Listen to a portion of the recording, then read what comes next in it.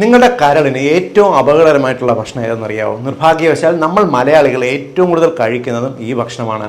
മറ്റൊന്നുമല്ല, നാരുകൾ അല്ലെങ്കിൽ ഫൈബറുകൾ ചേർത്ത ഭക്ഷണം നമ്മൾ ഒഴിവാക്കി ബാക്കിയുള്ളവയാണ് നമ്മൾ ഏറ്റവും കൂടുതൽ കഴിക്കുന്നത്. നമ്മൾ ദിവസവും കഴിക്കുന്ന 3 നേരം കഴിക്കുന്ന ഭക്ഷണം എടുത്ത് നോക്കി, നമ്മൾ എത്രത്തോളം നാരുകളെയും അല്ലെങ്കിൽ ഫൈബേഴ്സിനെയും നമ്മൾ ഒഴിവാക്കുമോ അത്രത്തോളം ആ ഓരോ നേരം കഴിക്കുന്ന ഭക്ഷണവും നമ്മുടെ കരളിന് ഇൻഫ്ലമേഷൻസ് ഉണ്ടായിക്കൊണ്ടിരിക്കും. അതുകൊണ്ട് തന്നെയാണ് കൊച്ചു കുട്ടികൾക്കാണെങ്കിലും ചെറുപ്പക്കാർക്കാണെങ്കിലും സ്കാൻ ചെയ്യുന്ന സമയത്ത് ഇന്ന് ഫാറ്റി ലിവർ രോഗം എന്ന് പറയുന്ന ഒരു അവസ്ഥ കാണുന്നത്. മറ്റൊന്നും ചെയ്യേണ്ട, നിങ്ങൾ കഴിക്കുന്ന ഫുഡ് ഇപ്പോൾ ഫാസ്റ്റ് ഫുഡ്സ് ആണെങ്കിൽ പോലും അതോടൊപ്പം നിങ്ങൾ സാലഡുകളും പച്ചക്കറികളും ഇലക്കറികളും ഏതെങ്കിലും ഒന്ന് ഉൾപ്പെടുത്താൻ നോക്കുക. നിങ്ങൾ അറബികൾ ഭക്ഷണം കഴിക്കുന്ന കണ്ടിട്ടുണ്ടോ?